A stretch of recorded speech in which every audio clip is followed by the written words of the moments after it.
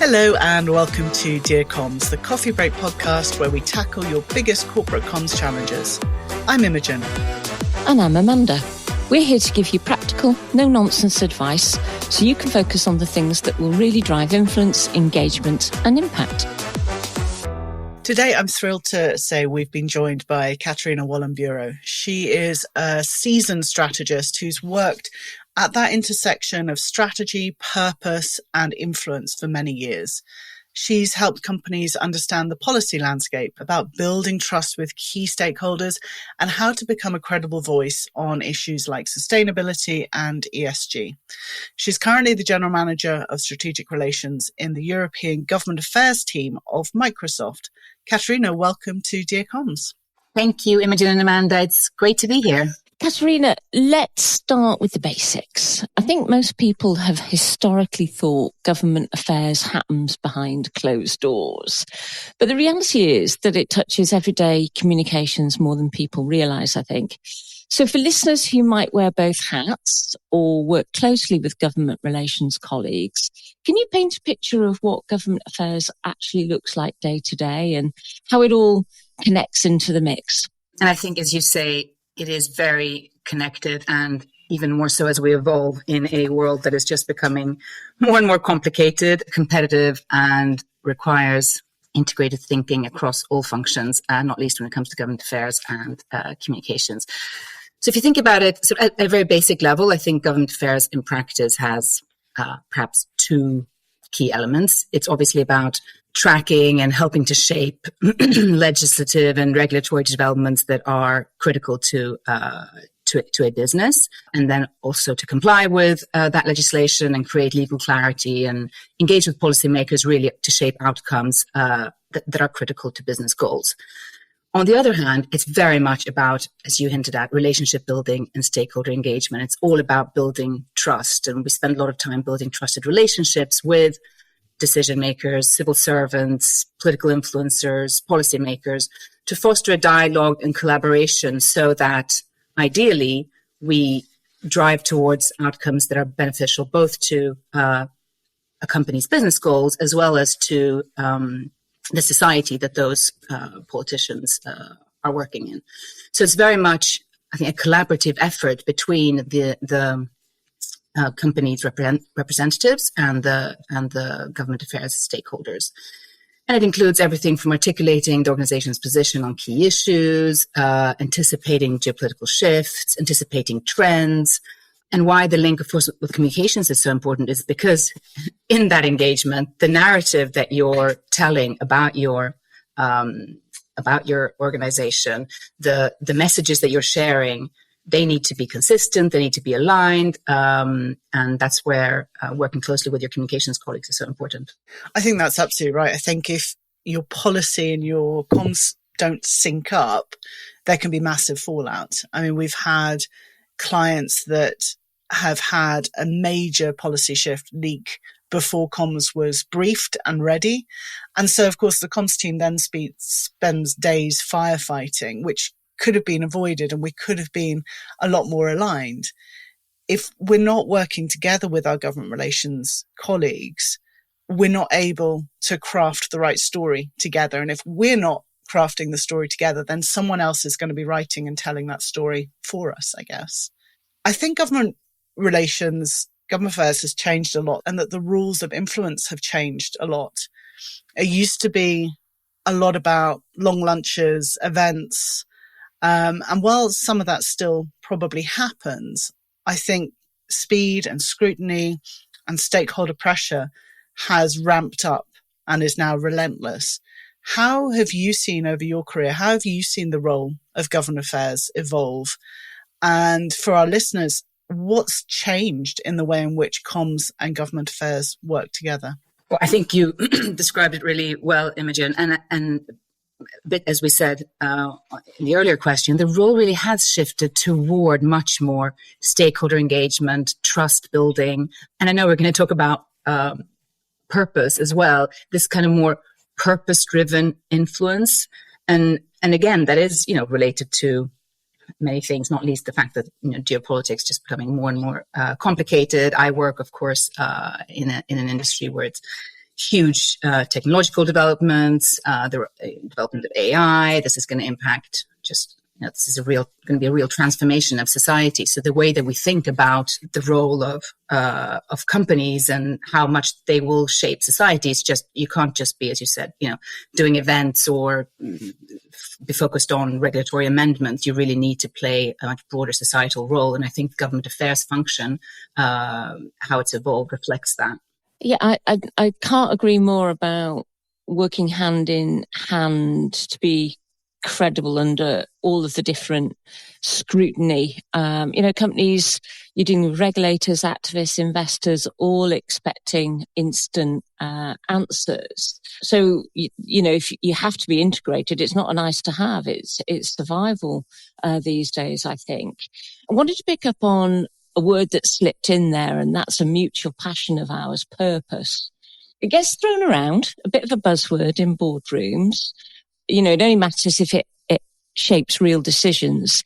In your view, how do you make sure a company purpose actually drives policy positions and doesn't just sit in that company narrative or brand deck? So you won't be surprised to hear that I think, although purpose isn't as popular a term at the moment, it's just more important than ever. And I think successful policy engagement really starts with a clear purpose, whether it's influencing legislation, whether it's doing successful stakeholder management. If you haven't got a clear link back to your purpose, that policy engagement risks becoming reactive, transactional, and just inauthentic or not credible. So if you think about purpose, as the why, with the values, the mission, the societal impact, policy perhaps is sort of the how, the whatever the compliance you're driving for, the legislative framework that you're driving for, but that needs to be rooted in what the company's purpose or mission is. So in my role, for example, it's about framing advocacy around shared values. So we talk about sustainability or digital trust, or we were talking about digital safety earlier, or inclusion, policies that really reflect the purpose or the impact that your company wants to have on the world. And communications is linked to that. Again, communications to amplify your purpose, ensuring the policy isn't just about shaping legislation, but is actually a narrative and tells a story about the positive role that you believe your company can play. I think, as with all communications, employees, wider society are very quick to spot when there's a mismatch between what's being said and what's being done. There needs to be alignment between what you're saying internally and how you're acting externally on the policy side of things. There are endless stories in the media about companies who are sort of lauding their sustainability commitments and credentials, for example, but then at the same time they're lobbying for policies that don't actually align with those claims. Yeah. We've all sat in rooms, Katarina, I'm sure you have, where leaders are saying, we need to have a position on this. We need to put something out now. But sometimes speaking first and thinking later can backfire, as we know. In your experience, what's the biggest mistake you see companies make when it comes to taking public stance on environmental or sustainability issues? The worst mistake that you can make is coming up with sustainability objectives or purpose statements that aren't rooted in a company's actual business activities and actual impact, both positive and negative. So, you need to address where you have a negative impact, environmental, social, or in governance, and you need to figure out how you can use your business to have a positive impact. I'll come back to Microsoft, but just before that, perhaps thinking back to my days at Rise, which was a corporate purpose consultancy that I led. We worked, for example, with a big bank, we worked with a big brewery. Obviously, two very different types of businesses. Both used the UN Sustainable Development Goals to guide their strategies, but the bank, its opportunity to actually really have an impact was to rebalance its loan book towards clients that are decarbonizing and provide more financing to clients who are trying to reduce their carbon emissions, etc. So they set targets and really tried to reshape their activities through their loan books to have a positive environmental impact.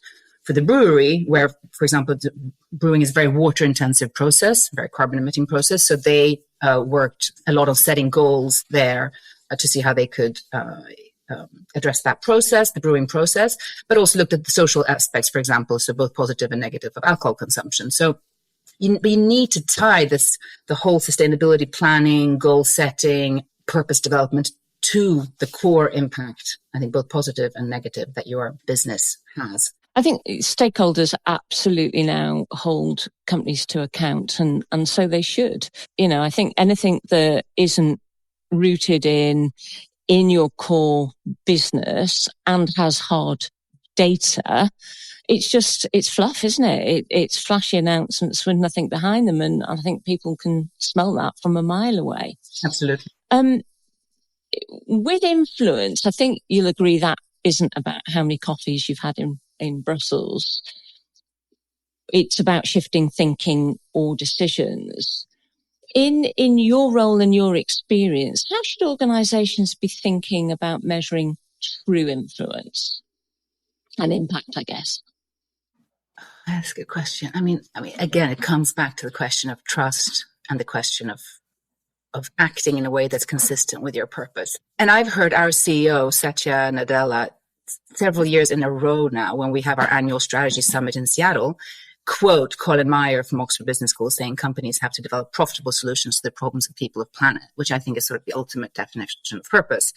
And if I think back to our mission, which is about empowering every person, organization on the planet to achieve more, everything we try to do in Brussels and in the EU from an engagement perspective, and in terms of working with EU stakeholders to help them achieve their objectives, is rooted back in that. What role can we play that does actually help empower the EU, but ultimately the world, to achieve more when it comes to competitiveness, when it comes to digitalization, when it comes to improving the quality of life, skilling? How can we connect our mission to what society needs, so that, the profitable solutions to the problems of people and planet? If you constantly have that as your guiding principle, that is about connecting to society's goals and what you can contribute to that, then I think that helps build trust and helps you be influential. So it's about putting people and your stakeholders at the center. Yeah, it's a tough one, isn't it? Whether you're government affairs, communications, there's always vanity metrics you can rely on, but it's slightly more difficult to measure outcome as opposed to output. I think if we're going to be influential, if we're going to be trusted, we need to make sure we have metrics and action as a result of our work. The risk is, of course, if we don't have those, if we can't show where we've made a difference, we're perceived as purpose washing. You're absolutely right. And of course, we do measure, and as you can argue, and I think about it exactly the same way, outcome versus output. And you can measure numbers of articles, and you can measure the number of times you're mentioned in those articles, and are the right messages in those articles, et cetera, et cetera. So there's, all that type of measurement. On the government affairs side, sometimes, to some extent, it's easier because you can actually say, okay, to what extent did our engagement lead to policy outcomes that reflected our objectives? So that's one way of measuring. You can measure number of meetings, blah, blah, blah, more input and output. But how do you measure, if your objective is to be the most trusted company working on the most important technology, which is the outcome we're looking for, how do you actually measure that? Some of it is subjective, different soft metrics, what you hear back from your stakeholders. But you need to think of different and feeding back. And we do a lot of feeding back conversations. Which environments are you actually invited in to have conversations? I take you back to being authentic as well from what you're saying, is the showing up, being consistent, having a view. And I think it's firmly on us as advisors, I think, to counsel leaders in terms of no proof, no pledge. If you haven't got that substantial proof and evidence that you're doing what you're saying, then that policy isn't ready for public prime time, if you like. And I think as advisors, we've got to think across policy, comms, reputation, and challenge back to the business when needed. What do you think are good skills for those listening who want a seat at the top table, whether they're in government relations or communications, what's going to make them indispensable going forward when we're navigating such complex issues in the next few years? To your point about showing up consistently and being credible, you've got to, as government affairs or communications advisors internally, be ready to say to your leaders that, if we really want to be seen, so in our case, as a partner to Europe, and if that is our narrative and our commitment, then we have to also, comply with the rules in Europe. We can't be consistently saying, we don't like your regulatory framework. And there are going to be elements of it that we don't like. There are always elements of laws or that aren't, companies don't think are ideal. But if we're saying that we're a partner and we're here and we're, true to our mission, then we can try and help shape in a way that we think is beneficial, but ultimately, we need to comply. And I think we need to be able to, feed that back to our leaders and say, this is what we're hearing. This is what we believe is the right course of action if we really want to be a partner to Europe. And so the skills, you need to find a way to navigate and to build trust in the environment where you're working, but you also need to find a way to navigate and build trust internally. And that, isn't always easy. And I think everybody wants to tell people what they like to hear, but sometimes they need to hear the things that are, the right course for the business. It takes courage, doesn't it? And I think courage is probably something that all advisors, whether government affairs, whether communicators, need to have, because we are in that position where we need to know when to say no. Sometimes we've got to look our leaders in the eye and say, this is not a good idea, and I do not advise you do this. It's never easy, and I think a lot of people shy away from it because they want to help, they want to be able to make things happen. But sometimes the power of actually standing up to leadership and talking truth to power is better than having some kind of reputational firestorm later down the line. Yeah, you can have the ambition, but not the credibility. I don't think that balance is easy. Katarina, what's the biggest, hardest trade-off you've had to make from a purpose and a pragmatism perspective, and what did you learn from it? That sort of tension has played out most for me when working with clients who you've helped them articulate, trying to help them articulate a purpose, trying to help them align that with their business strategy. But then you see that, there are some really tough decisions to be made, and that, that business strategy isn't always necessarily aligned with that purpose. And then so you need to try and help, on the one hand, advise and guide and say, this is, you've set yourself an ambition, you need to, those targets should probably be a little more ambitious if you're really going to meet that ambition. But at the same time, you can't completely ignore the business reality either. So it's a tough one, isn't it? And it's there because you're not the one who has to ultimately make the decision. But on the other hand, you also, don't want to be, as you say, purpose washing about it and say, okay, well, now you've articulated and announced this big purpose, but then all your actions are not consistent with that. That, isn't a good way to go either. And it's going to come back and bite you at some point. It's so hard being in that position of advisor, in the fact that ultimately, as you say, Katarina, you're not the one who has to make that final decision, and you can only kind of give your opinion and then sort of sit back and see it all unfold in front of you. And I think coming back to the skills, though, listening is a very important skill, both, whether you're working in-house or as an advisor. And if you listen carefully, both to the concerns, whether of your clients or of your stakeholders or your, leaders, the more you listen, the more you can understand perhaps what's driving their concern, and then, eventually figure out some sort of solution. But I think jumping to vastly underrated listening, vastly underrated, I think. It is also key to building trust, by the way. And on that note, Katarina, I think we're going to have to wrap the conversation up for today. Thank you so much for your time.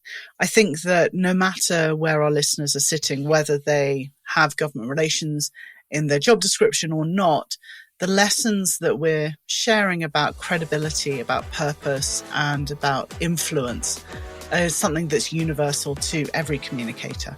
Yes, Katarina, thank you. We'll pop a link to connect with Katarina in the show notes. And as always, if you've got a question or a dilemma you want us to tackle on Dear Comms, get in touch. Bye-bye. Thank you so much. Bye.